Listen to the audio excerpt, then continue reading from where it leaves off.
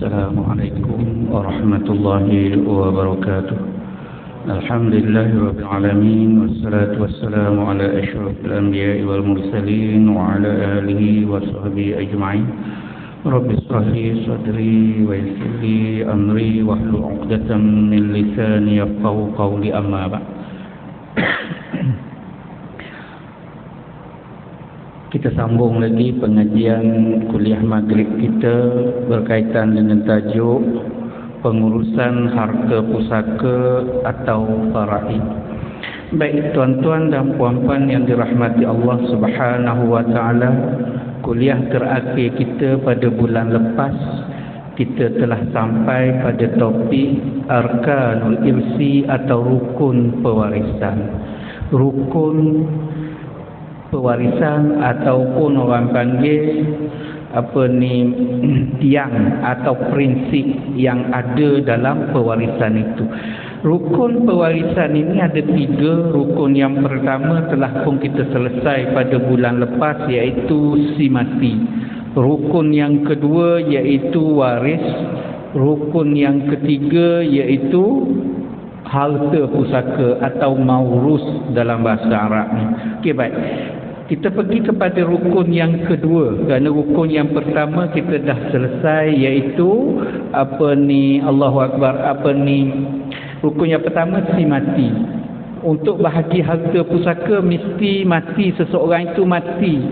Sama ada mati hakiki, iaitu mati yang ada yang boleh dibuktikan kematian dia, dan yang kedua mati hukmi, mati yang diputuskan oleh pihak mahkamah tentang kematiannya, dan yang ketiga mati secara takdiri, kematian anak dalam kandungan yang mana berlaku perbuatan jenayah ke atas ibunya sehingga anak itu mati, dan penjenayah dikenakan denda, dan denda itu adalah harta pusaka peninggalan anak dalam kandungan itu menurut pandangan mazhab Syafi'i. Okey, baik. Kemudian rukun yang kedua, walaupun nampak singkat je, pendek je. Rukun yang kedua iaitu al-waris, iaitu waris. Pendek tapi perbahasannya panjang. Waris, syarat kepada waris untuk layak mendapat harta pusaka, mestilah waris berkenaan hidup ketika matinya si mati yang mana hartanya bakal diwarisi oleh waris-waris. Okey, baik. Tuan-tuan dan puan-puan yang dirahmati Allah Subhanahu wa taala. Hidup waris ini hendaklah berlaku masa si mati-mati. Ramai orang kita silap faham, silap ataupun mungkin terkeliru. Kerana mati dah lama. Contoh, mati pada tahun 2015 si mati. Okey, baik. Hartanya nak bahagi pada tahun ini, bulan Januari 2023. Maka mungkin dia silap faham, dia bawa atau dia bagi tahu waris yang hidup ketika bahagi, bukan ketika mati. Itu silap. Waris yang layak pusaka adalah waris yang hidup ketika matinya si mati, bukan waris yang hidup ketika pembahagian harta pusaka si mati dilakukan. Dah 7 tahun, 6 tahun dah meninggalkan, 7-8 tahun. Kita pun silap tanya juga, siapa waris yang ada sekarang? Salah soalan itu. Patut tanya siapa waris yang hidup ketika arwah mati dulu. Baru betul soalan. Walaupun seketika hidupnya ketika arwah mati. Contohnya, suami mati pukul 4 petang, isteri mati pukul 5 petang. Suami ada harta. Mengikut rukunnya, suami adalah pewaris orang yang meninggal dunia. Isteri dia walaupun meninggal pukul 5 petang, suami mati 4 petang, isteri mati 5 petang, ke bumi sekali pun tak ada masalah yang itu. Kan? bawa sekali dan sebagainya, hantar ke kubur yang sama dan sebagainya, itu tak ada masalah. Yang timbul isunya, isteri hidup tak ketika suami mati? Hidup. Maka isteri berkenaan layak pusaka, walaupun hampir 1 jam je beza masa hidup. Okay. Ramai orang kata dah bagi buat apa, dah mati dah. Bukan untuk dia, untuk waris isteri itu. Kan, kalaulah contoh suami ada harta 80,000, ada anak-anak, meninggal pukul 4 petang, isteri meninggal pukul 5, adalah harta isteri sendiri. Sekarang nak bahagi harta suami, maka isteri layak pusaka. Berapa banyak daripada 80,000 tadi? 10,000, 1/8, kerana arwah suami ada anak-anak. 1/8, 10,000. Campurlah dengan harta yang isteri ada pula, dah berapa? Untuk waris isteri pula. Masa pembahagian harta pusaka isteri nanti, siapa waris isteri? Jadi banyaklah harta isteri itu dapat, iaitu dapat daripada harta arwah suami, dan harta dia sendiri ditinggalkan pula kepada waris-waris dia. Contohlah, kalaulah isteri itu ada anak di bawah umur, kita kata tak beri yang 10,000 tadi, tak akan ambil harta anak yatim, kerana larangan keras Allah Subhanahu Wa Taala tentang harta anak yatim ini. Suratul Nisa ayat 10. A'udzubillahi minasyaitonir rajim.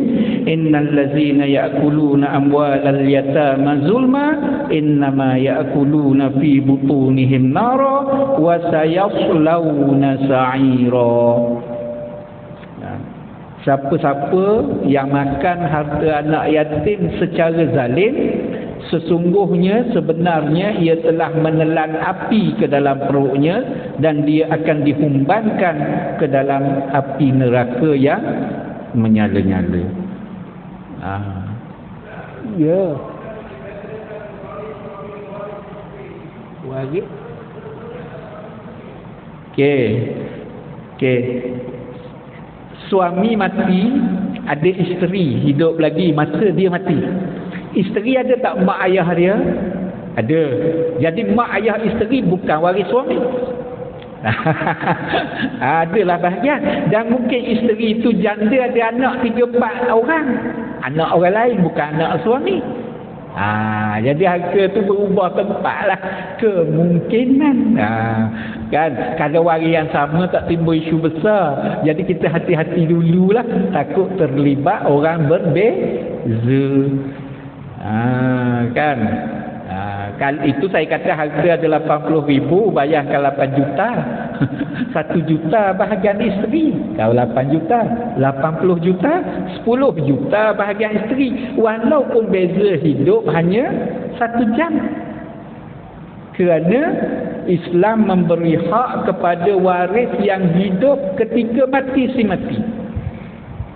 Soal nak bahagi bila, cerita lain. Ada yang kita bahagi lambat kan, kerana masalah urusan harta, geran tak jumpa lah kan. Contoh hutang 5 tahun baru orang datang bayar lah kan. Tapi kena raikan bahagian waris yang hidup ketika mati si mati. Kalau kita boleh pastikan siapa yang hidup, siapa yang mati di antara mereka yang saling mewarisi ini, maka yang hidup layak harta yang meninggal dunia, walaupun seketika. Sebab itu bab faraid, bab pembahagian harta pusaka dan pengurusannya perlu dipahami oleh semua orang. Takut-takut nanti kita terlepas pandang, terkhilaf dalam soal nak mencari waris. Biasa masyarakat kita di luar sana begitulah. Dah mati dah bagi buat apa? Kalaulah, kan, saya selalu buat andaian lah, kalaulah orang yang dah mati, walaupun contoh ayah mati dulu, anak-anak tak lagi, kemudian anak sulung mati, harta ayah tak bahagi lagi, terus tak beri kepada anak sulung. Contoh, walau dia mati kemudian. Ayah mati 2010, anak sulung dia 2015, anak yang kedua pula 2017 meninggal. Harta arwah ayah tak bagi lagi ni, tetap anak sulung dapat, anak yang kedua dapat, walaupun dia dah meninggal. Habis ustaz nak serah kat siapa? Serah kepada waris mereka. Waris mereka. Anak sulung siapa waris dia? Kena cari pula lah. Sebab itu kalau tangguh-tangguh makin rumit lah pembahagian. Jika ada kematian berikutnya, orang panggil kematian berlapis. Kalaulah orang yang mati yang ini ayah mati 2010, 2015 meninggal dunia, anak yang sulung katakanlah yang meninggal dunia tu tak layak dapat pusaka, hak bongsu untung kan. Yang bongsu kan kata apa? Tangguh lalu tak payah bagi lagi lah. Dari segi adatnya dia yang paling panjang umur lah, dia segi adat. Ajal maut cerita nombor 2. Ayah kata itu tangguh-tangguh lalah tinggal dia seorang. Kan cerdik dia. Kan dia terbagi buat apa cepat abang, tangguhlah dulu tanah rumah, takkan lari gunung dikejar. Dia kata kan tunggu-tunggu abang long dia mati. Abang dia kata pula kita bahagilah, biarlah dulu bang, kita tangguhlah dulu, lalas sekali tinggal dia seorang. Bukan begitu pusaka.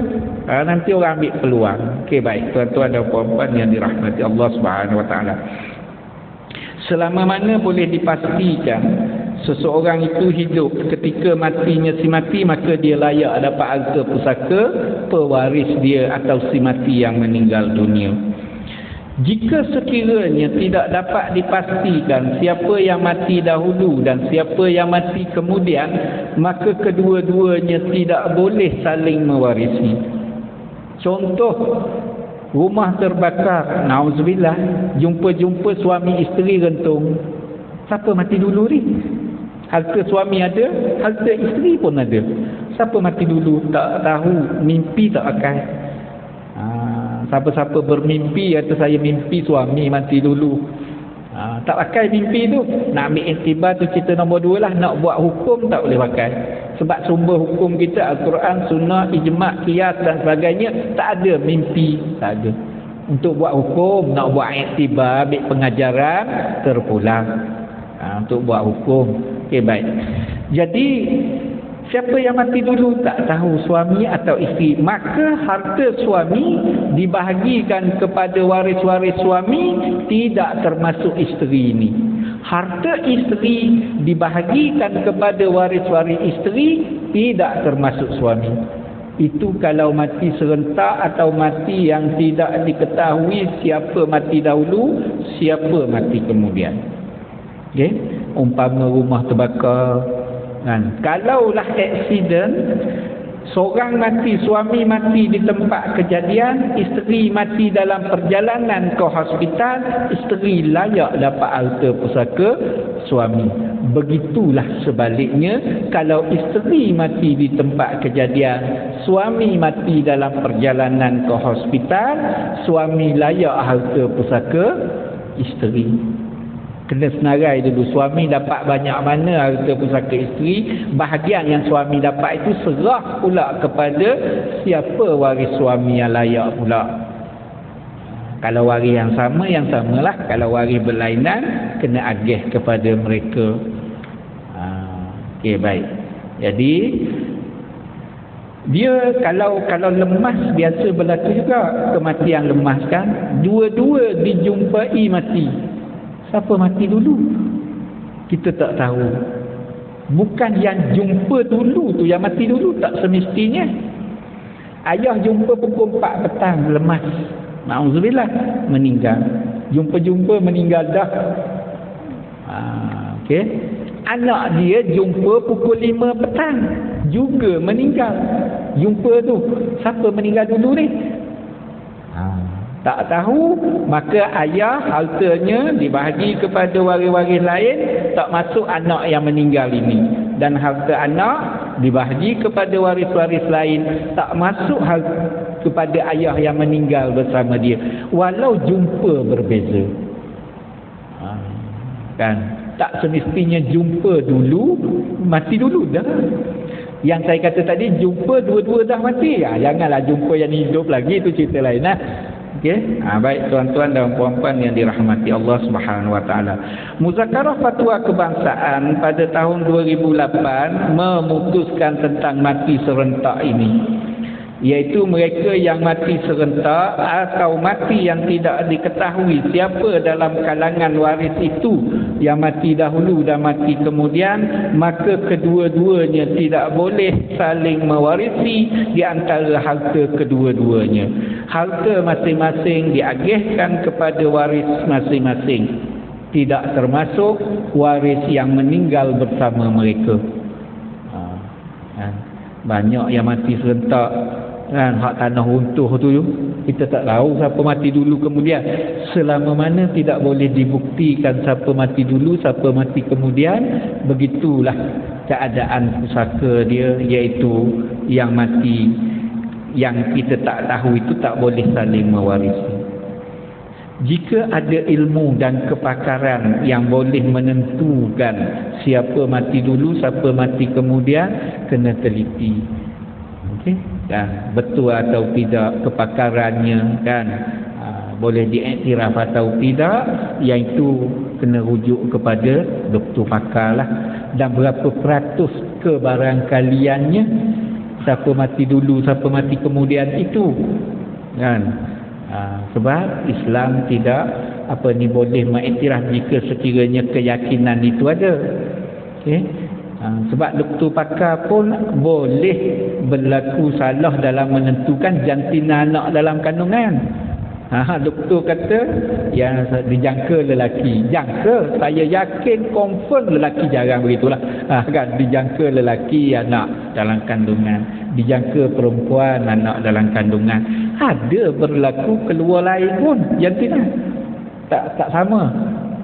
Nak bagi tahunya kebarangkalian tu tetap ada untuk tersalah manusia kan.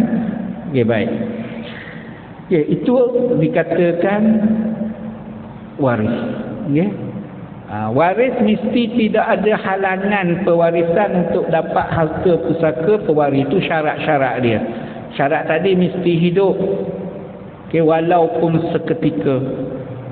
Dan syarat yang lain lagi, tidak ada halangan pewarisan. Nanti kita akan sentuh halangan pewarisan. Maksud halangan pewarisan kat sini, kalau anak bunuh ayah, na'udzubillah, maka anak itu tak layak pusaka. Itu maksud halangan pewarisan. Kalau anak itu murtad, ayah mati, tak dapat harta pusaka ayah, na'udzubillah, itu dikatakan halangan. Walaupun mereka ada hubungan darah, tetapi ada halangan pewarisan, maka tak layak dapat harta pusaka waris atau pewaris atau si mati yang meninggal dunia. Kemudian rukun yang terakhir adalah harta pusaka. Al-mawruth, yakni harta pusaka. Apa dia harta pusaka? Iaitu harta yang ditinggalkan oleh si mati, yang menjadi milik si mati pada masa hidupnya dan kekal pemilikan itu sampai dia mati. Itulah harta pusaka. Kalaulah seorang ini ada harta sebidang tanah, sebelah pagi dijual tanah berkenaan, sebelah petang meninggal, maka tanah yang dijual itu bukan lagi harta pusaka, walaupun nama pada geran masih tertera nama dia, kerana sudah jual. Sebab dia kata nama di geran tak tukar lagi, sah tak jual beli. Kita jual beli kereta pun tak tukar terus nama kan, apatah lagi kawan-kawan bertahun tak tukar nama kan, tak salah pun, bak mati terus kita persoal nama pada geran ni kan. Tukar nama bukan menjadi syarat sah jual beli, itu peraturan dan undang-undang. Kalau jual beli itu sah, maka ia menjadi milik pembelilah harta berkenaan dan harga menjadi milik penjual, maka bertukar tanganlah harta berkenaan. Geran tukar tak nama, dari segi undang-undang kena tukarlah, cuma nak isi borang 14A itu makan masa. Bukan selesai dalam masa satu hari. Borang 14 borang pindah milik tanah lah kalau tanah. Okey, baik. Jadi kalau kita lihat di sini nampak macam harta si mati tapi bukan. Nampak macam, sebab itu kena faham mana satu harta yang tertakluk kepada hukum faraid yang mengikut kadar dan ketentuan yang Allah Subhanahu wa taala nyatakan. Yang mana satu? Kalaulah harta itu bukan harta pusaka, kita bahagi mengikut pusaka, mungkin tidak tepat. Mungkin tidak tepat. Contoh, sumbangan orang ramai ketika datang atau menziarahi jenazah bukan harta pusaka. Sebab dia bukan milik si mati. Sebab takrif harta pusaka, harta yang menjadi milik si mati pada masa hidup dia, kekal milik itu sampai dia mati, itulah harta pusaka. Ini dia mati baru orang bagi. Macam mana nak jadi milik? Sebab syarat nak menjadi milik, kita nak memiliki harta, syarat seseorang itu nak memiliki harta mesti hidup. Syarat dia. Kalau mati tak boleh dah. Harta yang dia ada dah pun tinggal, apatah lagi nak beri kemudian. Berbeza dengan hutang, ya. Sebab hutang milik dia masih hidup lagi, cuma orang bayar lepas mati. Itu beza, orang tak bayar masa hidup. Kan, itu beza sedikit lah. Yang kita bincang ni sumbangan orang ramai. Si mati ada menjaga anak angkat yang kecil. Contoh, anak angkat, dia ambil anak angkat, dia anak susuan. Anak angkat, anak susuan tak layak dapat pusaka. Kalaulah sumbangan orang ramai itu dianggap harta pusaka, maka tak diberilah kepada anak angkat dan anak susuan. Sedangkan sumbangan orang ramai itu layak untuk diperolehi oleh anak angkat dan anak susuan kerana ia di bawah tanggungan si mati. Orang kata sama je bagi ke faraid, apa salahnya? Bezalah kalau harta tu bukan pusaka. Sebab anak angkat tak layak terima pusaka. Kalau kita salah kelompok, mungkin ada pihak yang terinaya. Walaupun kita kata kita dah ikut hukum faraid, tapi harta yang kita nak ikut itu bukan harta pusaka. Syaratnya mesti harta pusaka, baru boleh bagi ikut faraid. Boleh tuan-tuan dan puan-puan, ya. Kan kita selalu begitulah, apa salah? Tak bagi waris yang tak terlibat lain-lain lah. Jadi kita ambil perhatian dahulu sebelum buat begitu. Kemungkinan sebab harta sumbangan orang ramai bukan faraid, khairat kematian bukan harta pusaka, pencen terbitan bukan harta pusaka, gratuiti terbitan bukan harta pusaka. Banyak tu. Kan? Bukan tu. Pencen terbitan yang dapat bulan-bulan tu bukan harta pusaka. Yang terbitan, ya, pencen kepada pesara itu harta pesara lah. Kalau dia mati, dia simpan harta tu jadi pusaka lah. Kemudian pencen tu disambung oleh suami atau isteri dia, maka yang disambung itu bukan harta pusaka. Jangan, sebab ada mungkin berlaku di luar sana, mungkinlah isteri dapat pencen suaminya 3,000, 4,000 sebulan. Adik-beradik suami kata, saya tak halal awak makan harta arwah abang saya seorang, tak bagi kat kami. Boleh faham maksud saya kan? Saya tak halal awak makan harta arwah abang kami. Kamu makan seorang je, tak kongsi dengan kami. Pencen terbitan tu lah 3,000, 4,000 sebulan tu. Kata-kata itu sia-sia kerana harta itu memang milik isteri. Balulah. Sebab dia bukan harta pusaka. Kalau ikut pusaka, mungkin adik-beradik suami layak dapat pusaka kerana suami tidak ada anak. Contohlah. Kalau harta pusaka. Kalau isteri tu tak tahu, dia bagi bulan-bulan adik ini, abang ini, kakak ipar dia lah. Dah kata pusaka, takut makan harta tak betul ni. Jadi sudah terkeliru kefahaman kita. Jangan jadi punca berebut yang bukan hak kita. Okey, baik. Begitu juga gratuiti terbitan.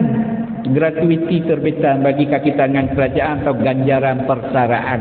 Namun seseorang itu jika meninggal dalam khidmat, gratuiti tidak dibayar, ia kena tamat dulu atau berhenti ataupun bersara baru bayar gratuiti. Tetapi dalam khidmat meninggal, maka dia namakan gratuiti terbitan atau gratuiti penakat ataupun orang panggil ganjaran persaraan terbitan. Sifirnya 7/5, kan 7.5% kali dengan tempoh berkhidmat dalam bulan kali dengan gaji terakhir seseorang itu. Kalilah tempoh berkhidmat dalam bulan dan sebagainya. Kalau lama berkhidmat, banyaklah, besar gajinya pula. Jadi itu akan diberikan terbitannya kepada pihak-pihak yang dinyatakan dalam undang-undang sahaja. Maka mereka lah yang layak dan menjadi milik mereka, dan tidak wajib mereka mengagihkan harta itu mengikut hukum pusaka kerana harta berkenaan bukan harta pusaka jika gratuiti itu adalah gratuiti terbitan. Kalau dia nak bagi, alhamdulillah. Nak paksa suruh bagi, tak bolehlah harta orang. Okey. Ya.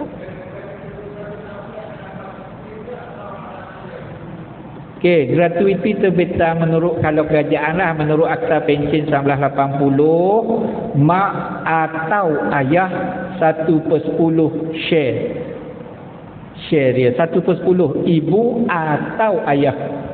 Kalau ada mak ayah lagi lah si mati tu, penjawat awam, kalau penjawat awam lah kan. Jadi kalau ada mak, ia akan bagi ke mak dulu 1/10. Kalau lah gratuiti itu 100,000, makna 10,000. Lepas tu isteri dan anak-anak pembahagian share dia ada dinyatakan dalam undang-undang lah. Kalau mak ada, kalau ayah mak tak ada, barulah ayah. Dia tak kata mak dan ayah, mak atau ayah, ibu atau ayah dalam undang-undang. Kan kalau ayah nak juga sama macam mak, kena perjuang pindah undang-undang lah. Kalau ayah kan, kalau tanya saya tak boleh saya nak jawab lah, sebab ia bukan pusaka. Dan kalau kerajaan kata tak nak beri dah, kita sekat habis, tak boleh juga.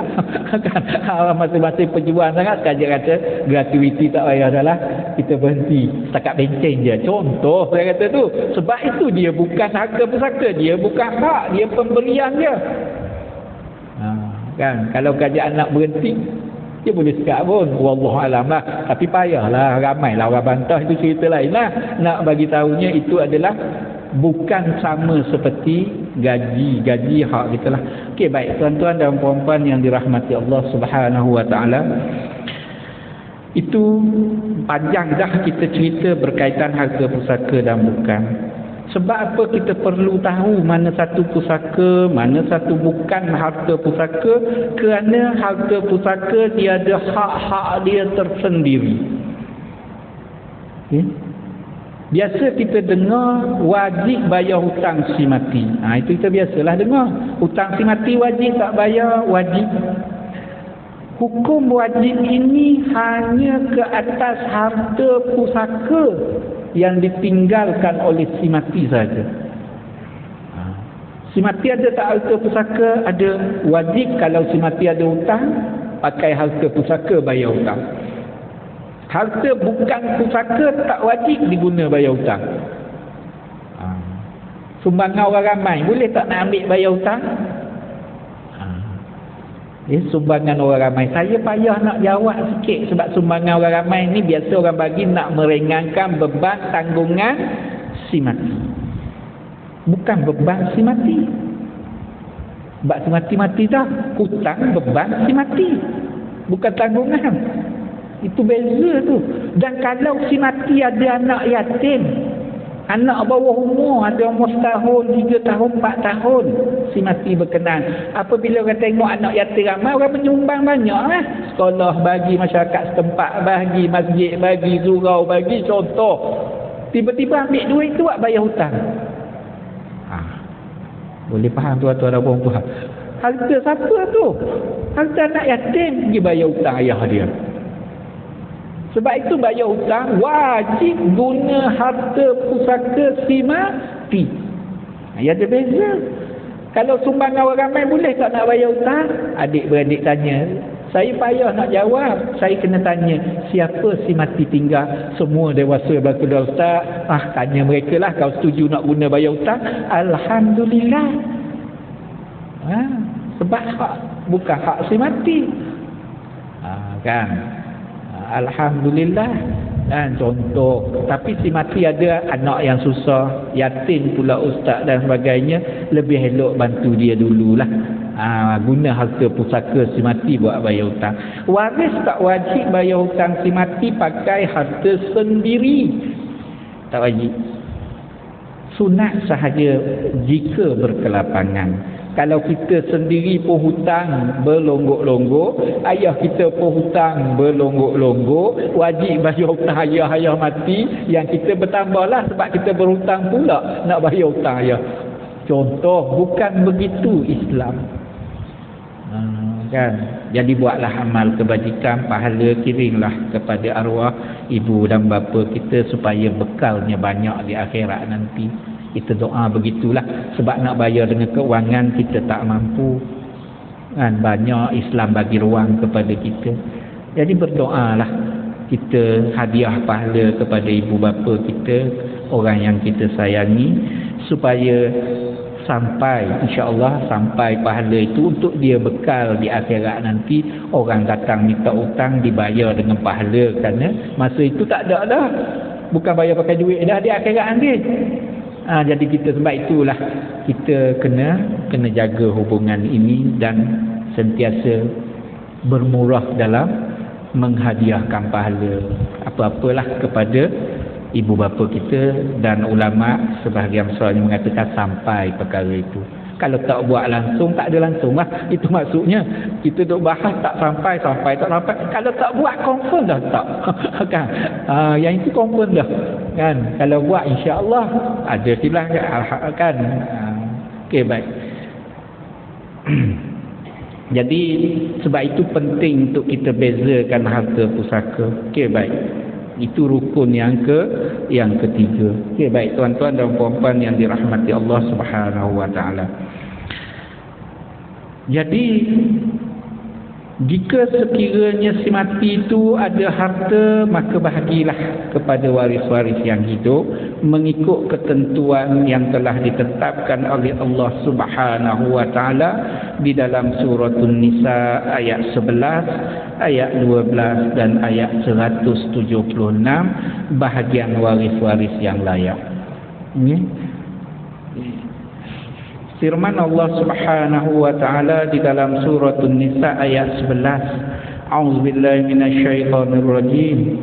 Yusikumullahu fi auladikum lizzakari mislu hazzil unsayain fa in kunna nisaan fawqa sanataini falahunna sulusa ma tarak wa in kanat wahidatan falahan nis ila ayat. Ini soal pewarisan anak lelaki dan anak perempuan kepada si mati.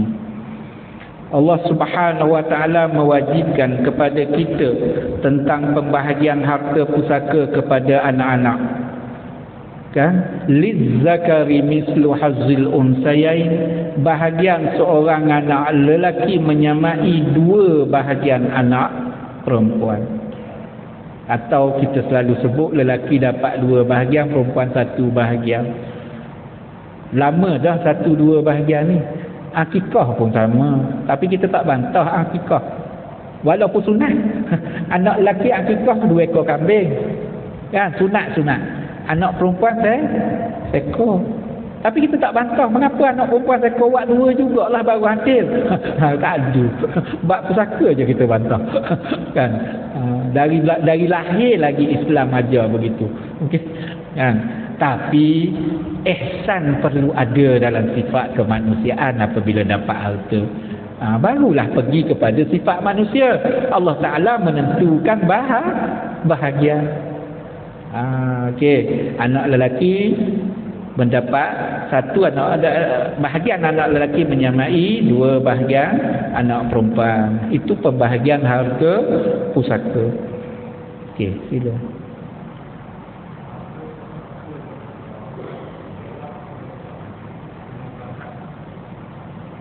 Dia kurang jelas ni. Kurang jelas.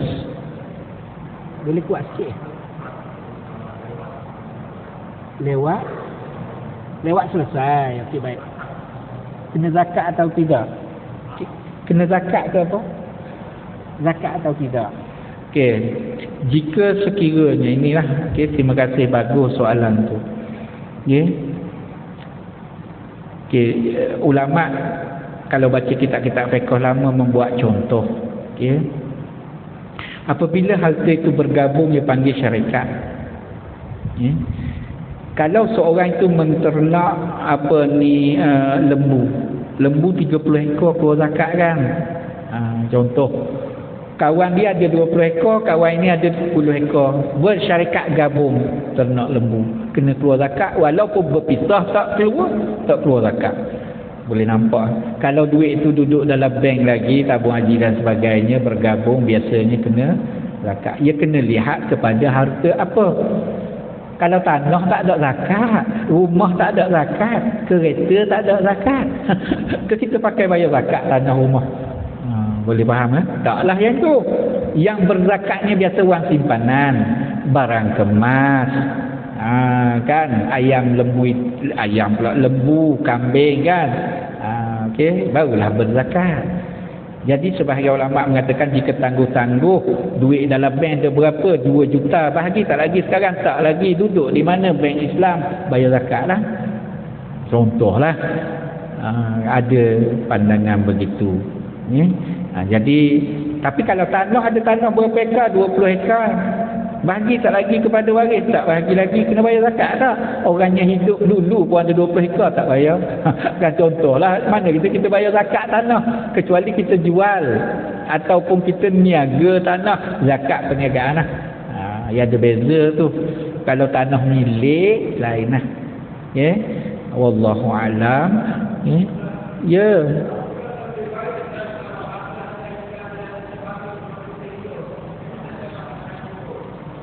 Faham. Maksudnya kita agih masa kita hidup lagi. Okey, itu perancangan kita lah. Tapi belum tentu kita mati dulu, itu satu juga. Sebab itu kena perancangan, kena orang panggil bukan berhati-hati, tak, bersederhana, ambil jalan tengah. Ramai orang kata tak apa, aku nak beri habis dah harta dia kita. Kan, contoh kan, saya ada tanah, rumah dan sebagainya, masa hidup ni tanah bagi ni semua bagi dah, habis apa yang awak tinggal? Tak ada, anak-anak ada, nanti dia jaga kan. Saya ada ke barang kalian mungkin meninggal anak dulu daripada kita, kemungkinan isteri dahulu atau suami dahulu, kemungkinan lari perancangan kita, sebab kita merancang, Allah Ta'ala yang menentukan. Sebaik-baik perancangan adalah perancangan Allah Subhanahu Wa Taala. Jadi berpada-padalah, maksud ambil jalan terbaik. Kan, ada tanah 10 hektar, bagi 5 dulu, jangan terus 10. Meninggal kita atau anak kita meninggal, tanah yang kita bagi dapat kat menantu kita dah. Kan, menantu pula bukan menantu pilihan, lagi kita sakit hati. Awal bagi ikhlas, meninggal je tak jadi ikhlas, kita bimbang buku catatan amalan kita boleh padam. Kan kita bimbang yang itu kan. Jadi kita kena ambil jalan terbaik, jalan yang kita rasa paling selamat untuk kita. Allah Ta'ala dah bagi peluang dan ruang untuk kita menjaga dan menguruskan harta kita, sehingga kita mempertahankan harta, dikatakan jihad kan. Kan, mati kerana mempertahankan harta milik kita. Kan, baik. Ya.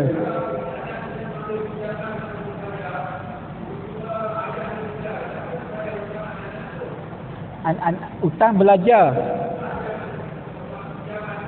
Okey, PTPTN dan sebagainya lah, MARA dan sebagainya, pinjaman atas nama siapa? Dialah. Dia. Tanggungan hutang itu hutang anak lah. bukan hutang ayah. Kecuali penjamin-jaminan dan sebagainya, penjamin mati tak adalah. Okay? Hutang siapa yang dibuat tu? Biasa perjanjian hutang tu lah.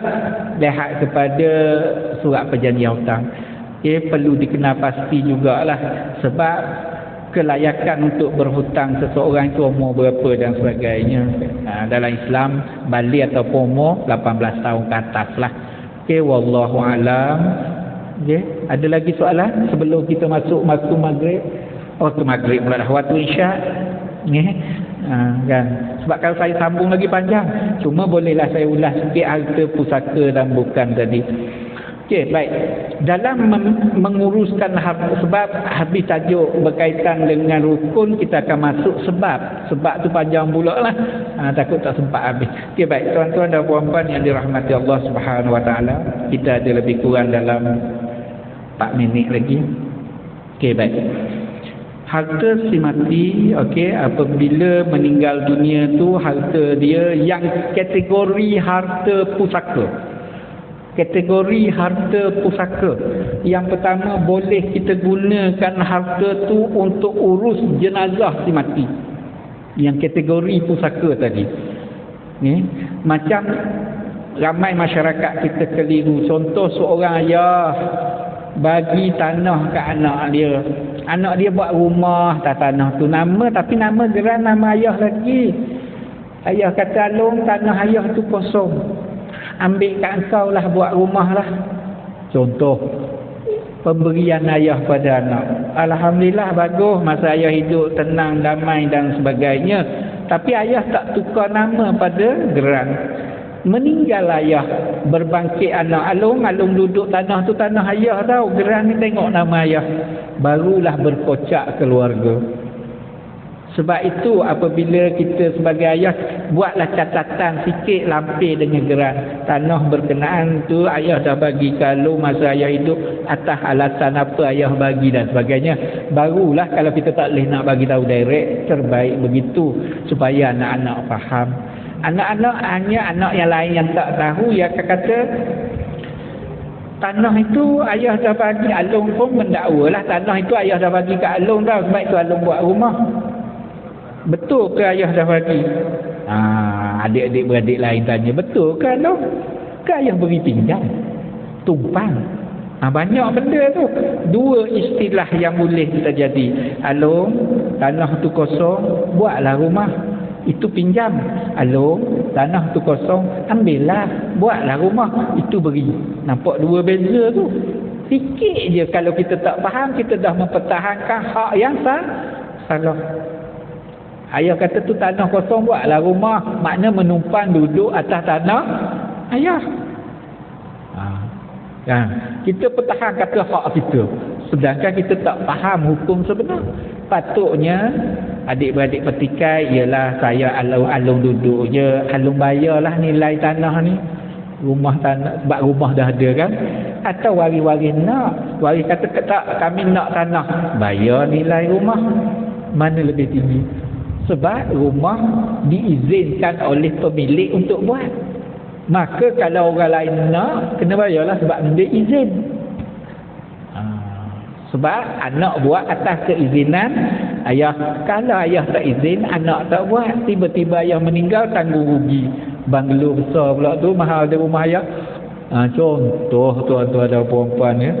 Adik-beradik yang lain kata, dah kalau Alung nak rumah, angkutlah awak lagi. Kan? Kami nak tanah. Tak sudah. Yang itu bulldozer datang tu. Kan? Ambil lah. Kan? Tak bolehlah buat begitu. Dari segi hukum, tanah berkenaan nilai tanah telah pun naik kerana ada rumah. Kalau tanah tak ada rumah mungkin 80,000, tapi oleh kerana ada rumah itu menjadi 180-200,000. Siapa yang menaikkan nilai tanah?